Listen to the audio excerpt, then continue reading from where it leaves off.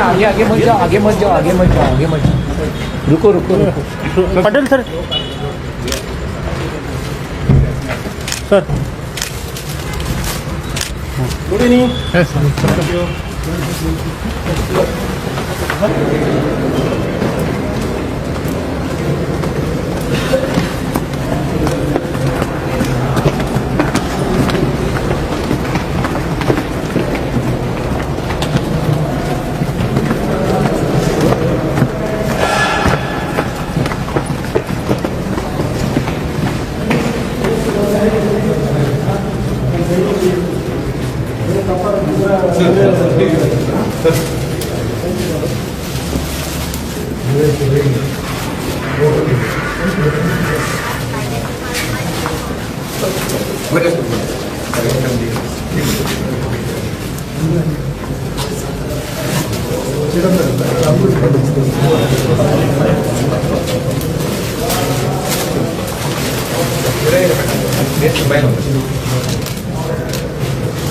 ಒಬ್ಬರು DSP permission ಹೋಗಿಲ್ಲ, BS ತಮ್ಮ BS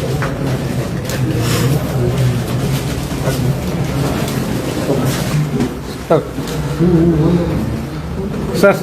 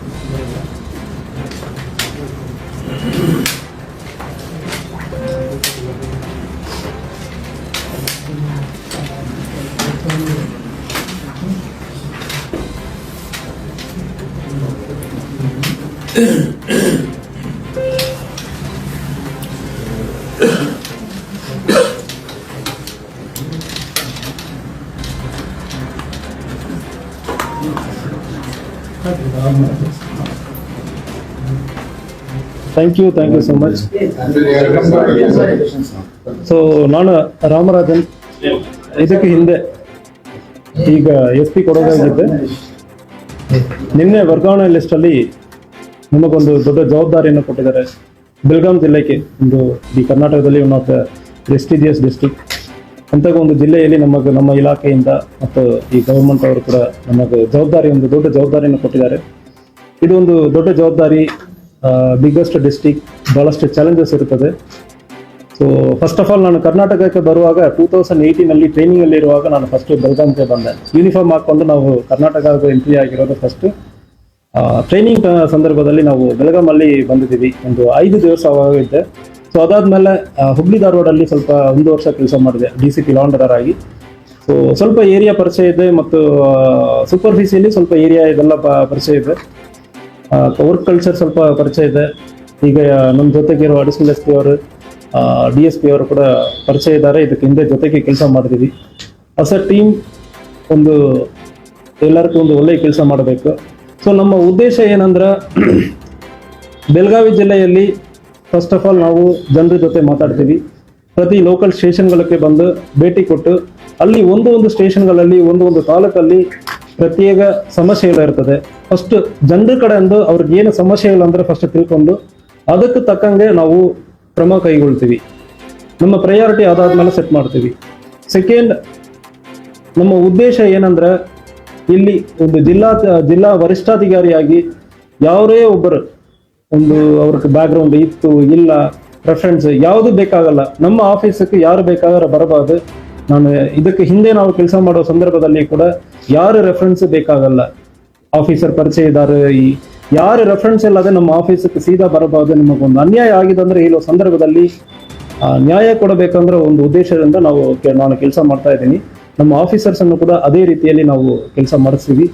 ಜೊತೆಗೆ ಪ್ರೀ ರಿಜಿಸ್ಟ್ರೇಷನ್ ಆಫ್ FIR ಇದು ಗೌರ್ಮೆಂಟ್ ಪ್ರಯಾರಿಟಿನೇ ಇರ್ತದೆ. ಇಲಾಖೆಯಲ್ಲಿ ಕೂಡ ಇದು ನಮ್ಮ DG and IGP ಸಾಹೇಬರು ಕೂಡ ಇದು ಪ್ರಯಾರಿಟಿಯಲ್ಲಿ ಇದೆ. So free registration of FIR ಯಾವುದೇ ಒಂದು ಘಟನೆ ಆಗುತ್ತಂದ್ರೆ ಈ ರಾಜ್ಯ ಪಂಚಾಯತಿ ಅದಕ್ಕೆ ಅವಕಾಶ ಕೊಡಲ್ಲ. ಸೊ ಇದಕ್ಕೆ ಹಿಂದೆ ನಾನು ಟ್ರೈನಿಂಗ್ ಪೀರಿಯಡ್ ಮುಗಿದಾದ್ಮೇಲೆ ASP ಪೀರಿಯಡ್ ತಗೊಂಡು ಇದು ಬಾರಿ ನಾನು ಎಲ್ಲಿ ಎಲ್ಲ ಹೋಗಿದ್ದೀನೋ ಅಲ್ಲಿ minimum 20 to 30% of registration of FIR ಜಾಸ್ತಿ ಆಗಿದೆ. So that doesn't mean that crime ಜಾಸ್ತಿ ಆಗಿದೆ ಅಂದ್ರೆ ಇಲ್ಲ.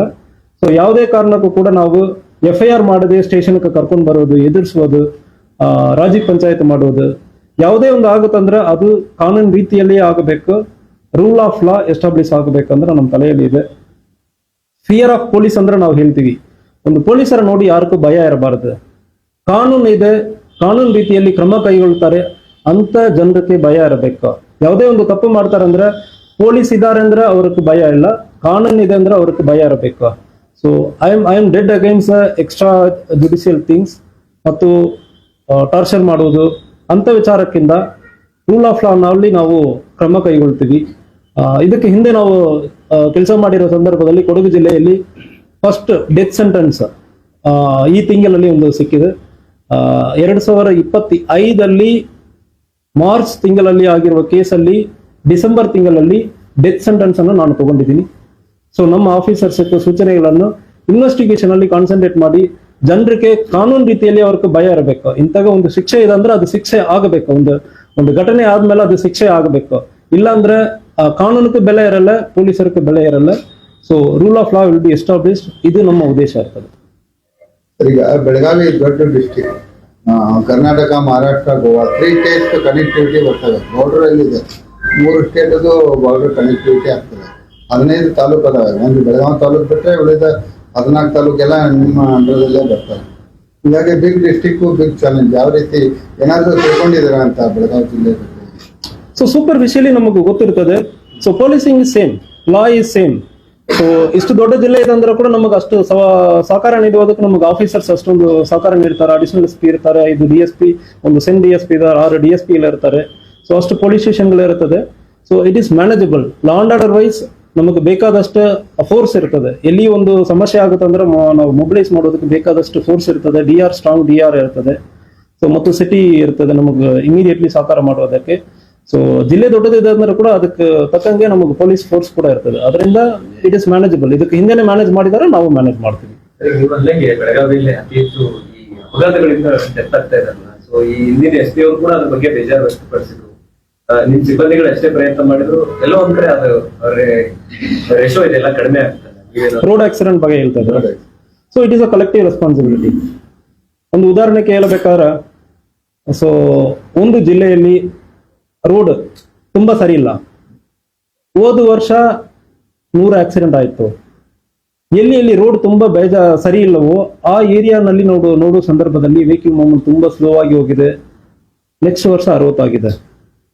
ಸೊ ಇದು ಒಬ್ಬರ ರೆಸ್ಪಾನ್ಸಿಬಿಲಿಟಿ, ಪೊಲೀಸ್ ರೆಸ್ಪಾನ್ಸಿಬಿಲಿಟಿ ಅಂದ್ರೆ ಮಾತ್ರ ಇಲ್ಲ, ಜನ ಜವಾಬ್ದಾರಿಯಿಂದ ಗಾಡಿ ಓಡಿಸಬೇಕು. ರೋಡ್ ಚೆನ್ನಾಗಿದೆ ಅಂದ್ರೆ ಗಾಡಿ ನಾವು ಬೇಗ ಓಡಿಸ್ತೀವಿ, ಹೆಲ್ಮೆಟ್ ಹಾಕಲ್ಲ. ಸೊ ಅದು ಮಾತ್ರ ಅಲ್ಲ, ನಮ್ಮ ಇನ್ಫ್ರಾಸ್ಟ್ರಕ್ಚರ್ ಫೆಸಿಲಿಟೀಸ್ ಚಾಲೆಂಜಸ್ ಇರ್ತದೆ. ಸೊ ಪಾರ್ಕಿಂಗ್ ಏರಿಯಾ ನಮಗೆ ಬೇಕಾದಷ್ಟು ಪಾರ್ಕಿಂಗ್ ಇರಲ್ಲ. ಇದು ಸೊಸೈಟಿಯಲ್ಲಿ collective responsibility. We will insist. ನಾವು ಮಾತ್ರ ಕೆಲಸ ಮಾಡೋದು ಮಾತ್ರ ಇಲ್ಲ, ಉಳಿದ ಇಲಾಖೆಗಳು, national highway, state highway, PW department ಮತ್ತು ಪಂಚಾಯತ್ ರಾಜಲ್ಲಿ, ಈವನ್ ಇಂಟೀರಿಯರ್ ಏರಿಯಾನಲ್ಲಿ ಕೂಡ ರೋಡ್ ಚೆನ್ನಾಗಿದೆ ಅಂದ್ರೆ ನಮ್ಮವ್ರ ಗಾಡಿ ಬೇಗ ಓಡಿಸ್ತಾರೆ. ಸೊ ಇಂಟೀರಿಯರ್ ಏರಿಯಾನಲ್ಲಿ ನಾವು ಹೆಲ್ಮೆಟ್ ಹಾಕಬೇಕಂದ್ರೆ ಅವೇರ್ನೆಸ್ ತುಂಬಾ ಕಮ್ಮಿ ಇರ್ತದೆ. ಸೊ ಅದಕ್ಕೆ ಅವೇರ್ನೆಸ್ ಮುಟ್ಟಿಸ್ತೀವಿ. ಅದೇ ರೀತಿಯಲ್ಲಿ ಇನ್ಫ್ರಾಸ್ಟ್ರಕ್ಚರ್ ಅನ್ನು ಡೆವಲಪ್ ಮಾಡೋದಕ್ಕೆ ಮತ್ತು ಸೈನ್ ಬೋರ್ಡ್ಸ್ ಇರೋದಕ್ಕೆ, ಸೊ ಅದಕ್ಕೂ ಕೂಡ ಬೇರೆ ಬೇರೆ ಇಲಾಖೆಯ ಕೋಆರ್ಡಿನೇಷನ್ ಮೀಟಿಂಗ್ ಇರ್ತದೆ. 3 ತಿಂಗಳಿಗೊಮ್ಮೆ ಕೋಆರ್ಡಿನೇಷನ್ ಮೀಟಿಂಗ್ DC ಅವರ ನೇತೃತ್ವದಲ್ಲಿ ಇರ್ತದೆ. ಆ ಮೀಟಿಂಗ್ ಅಲ್ಲಿ ಕೂಡ ನಾವು ಇನ್ಸಿಸ್ಟ್ ಮಾಡ್ತೀವಿ. ಅದನ್ನು ಕೂಡ ನಾವು ಪ್ರಯಾರಿಟಿಯಲ್ಲಿ ತಗೊಳ್ತೀವಿ. ಸರ್, ಕೆಲವು ಪ್ರಕರಣದಲ್ಲಿ ಠಾಣಾ ಮಟ್ಟದಲ್ಲಿ ಜಾಮೀನು ಕೇಸ್ಗಳು ನಮ್ಮ ಜಿಲ್ಲೆಯಲ್ಲಿ ಜಾಸ್ತಿ ಆಗ್ತದೆ. ಆರೋಪಿ ಜಾಮೀನು ಕೊಟ್ಬಿಡೋದು ನಮ್ಮ ಜಿಲ್ಲೆಯಲ್ಲಿ ಹೈಯೆಸ್ಟ್ ಆಗಿರುತ್ತೆ. ಬಟ್ ಸೆಷನ್ ಅದೇ ಚರ್ಚೆ ಆಗಿರ್ಬೋದು. MLA ಕೂಡ ಅದೇ ಬೆಳಗಾವದಲ್ಲಿ ಹೈಯೆಸ್ಟ್ ಆಗ್ತದೆ.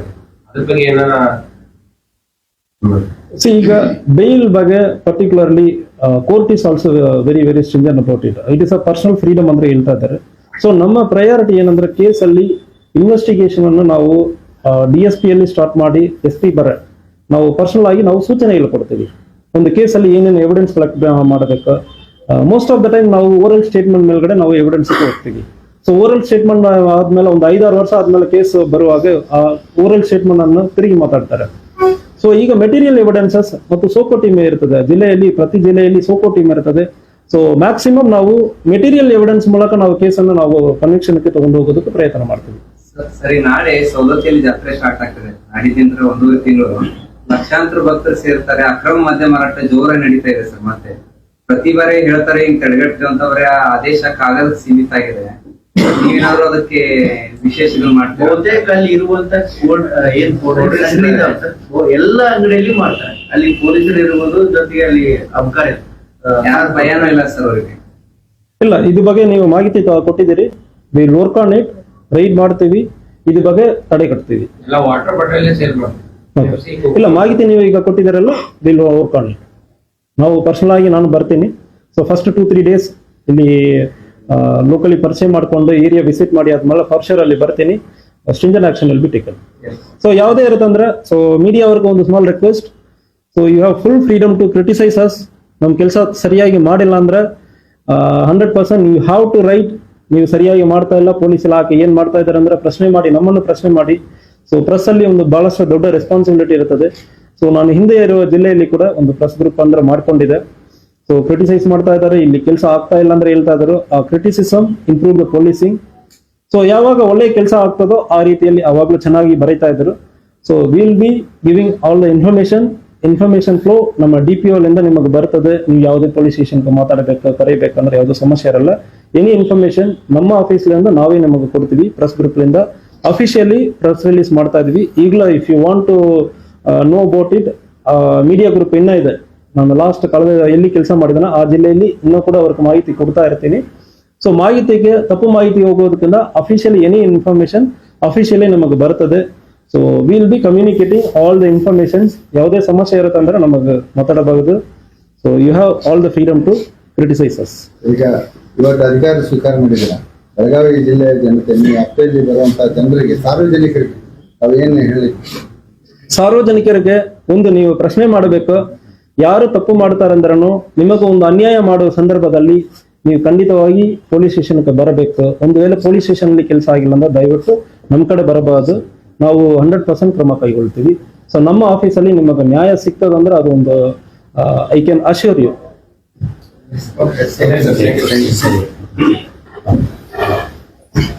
ಗೊತ್ತಿದೆ sir already. Okay sir. Thank you, sir.